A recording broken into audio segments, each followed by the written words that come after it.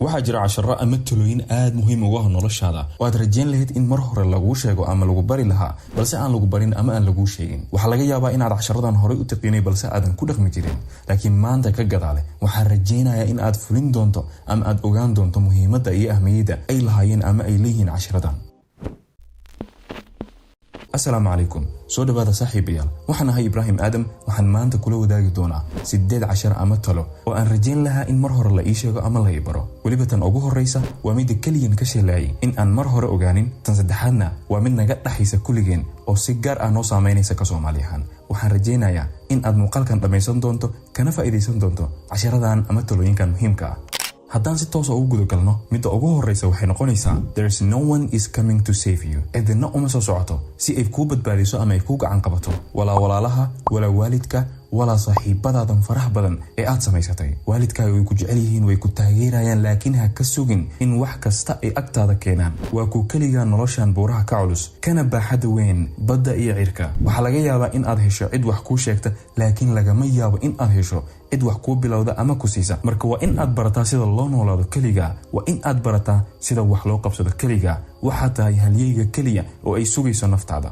midda labaadna waxay noqonaysaa ka fiirso waxa aad qabato, sida muuqaalada aad daawato, ereyada aad isticmaasho markaad hadlayso, iyo dadka aad xiriirka saaxiibtinimo la leedahay. dhammaan intaas aan soo sheegnay waxay si toos ah u go'aaminayaan ama ay saameynayaan qofka aad noqonayso mustaqbalka. haddii muuqaalada aad ka daawato platformyada sida YouTube, TikTok iyo Facebook ay noqdaan kuwa malaayacni ah sida ay haddaba bulshadeena u badan tahay, adigana waxaad noqonaysaa qof ay noloshiisa oo dhan ay ka buuxaan ama ay tahay malaayacni. sidoo kale ereyada aad ku hadlayso haddii ay noqdaan malaayacni iyo weliba tan ugu daran oo ah cayda dadka kale, waxaad noqonaysaa qof useless ah, noloshana waad ku khasaaraysaa. waxaan maraynaa 2024. ka kac hurdada, iskana bedel, kana bax nolosha maalayacniga. had iyo jeer waxaad noqonaysaa waxa aad ku dhex jirtid waxa ay yihiin. mid saddexaadna waxay noqonaysaa learn how to wait and being patient. midaan waa midka Soomaali ahaan aan ka simannahay dhammaanteen. ma naqaana sida wax loo sugo ama loogu dulqaato, especially marka aan joogno waddanka. waxaad arkaysaa dad meel dan kale laguna amray in ay leen galaan si ay u helaan adeega ay dalbanayaan, balse kii u horreeyay waxaa ka horreeya kii u dambeeyay, oo kii yimaadaba wuxuu rabaa inuu asaga u horreeyo una hor helo adeega ay dalbanayaan.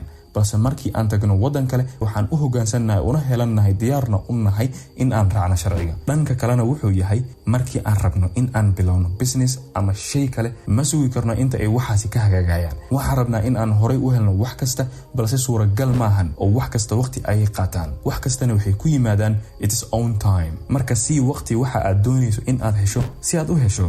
ma taqaanaa ka Soomaali ahaan sababta waxyaalaha qaar lacag fara badan aan oga bixino? sababtoo waxaan rabnaa in aan horay u helno, waana midaas waxa keenayo in aan waxyaabaha qaar lacag fara badan aan ka bixino. marka adiga iska bilow, barana sida wax loo sugo looguna dulqaato. iska bilow adiga, taasi waxay ku keenaysaa qiimo gaar ah iyo in aad naftaada barto dulqaadka iyo sida wax loo sugo.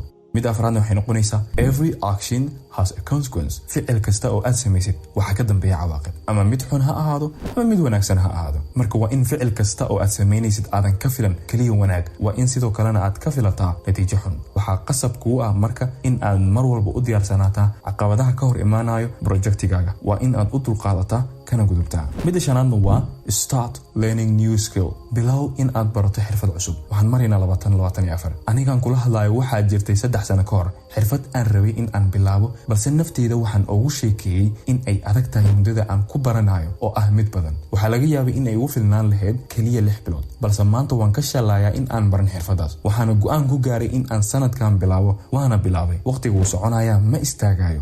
maanta haddii aad bilowdo barashada xirfad, 6 bil kadib natiijada waad arkaysaa, adigoo naftaada ku ammaanayo in aad qaadatay barashada xirfadaas. marka hadda bilow barashada xirfad cusub kuna anfici karta bari, sida muuqaal samaynta, tradingka ama suuqa sarifka lacagaha ama cryptocurrency ama marketingka and everything oo markaas ku anfici kara. marka 2024 in aad xirfad cusub barataa waa muhiim. ku dadaal in aad xirfad cusub barataa 2024. mid lixaad waa ignore what the others thinking of you. waa in aad iska indhatirtaa ama aad iska ilowdaa waxaan dadka kale adiga kaa aaminsan yihiin. isweydii adiga naftaada sideed u aragtaa. haddii ay tahay si wanaagsan sidaad isku aragtay ayaa tahay, waxaad arkaysaa dadka qaar ku weydiinayo maxaad iga aaminsan tahay. how the you can ask someone what they thinking of you. Who cares? cidna uma noolin. ilaahay ayaa ku abuurtay, asaga ayaad u nooshay inaad caabudo. iska ilow sida ay dadka kale ku arkaan.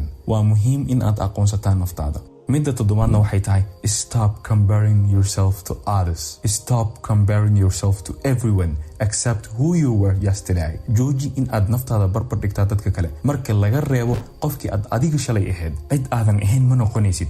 Marka hebel sida uu noqday maanta waxaa ka dhigay dadaalkiisa iyo waqtiga. Marka ku dadaal in aad ka fiicnaato qofkii aad adiga shalay ahayd. Si ay marka sidaasi kuugu suura gasho, samee midda sideedaad oo ah keep your promises to yourself and others. Gaar ahaan midda aad naftaada ka qaaday. Waa in aad adkaysaa ama aad ka soo baxdaa balamaha naftaada aad ka qaaday iyo kuwa dadka kale aad ka qaaday. Tusaale, saaxiibkaaga ama saaxiibtaada ayaa kugu casuumay ama kugu casuuntay in aad imaato xafladda qalinjibinteeda, balse maadan imaanin adigoona cudurdaar dhiiban.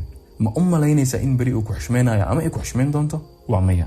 Sidoo kale waxaad naftaada ballan ka qaadaysaa in aad beri subaxdii salaad subax kacdo, saacaddana waxaad ku buuxinaysaa 4:00 ama 5 AM, balse waad ku daminaysaa, waxaad arkaysaa adigoo kacayo 7 iyo wixii ka dambeeya. Sidoo kale waxaad naftaada ka ballan qaadaysaa in aad samayn doonin wax aad rabin inaad samayso, balse waxaad arkaysaa adigoo ficilka ku dhex jiro oo wixii sameynayo. Marka isku day in aad xishmaysaa naftaada iyo dadka kale, aadna ilaalisaa ballamaha.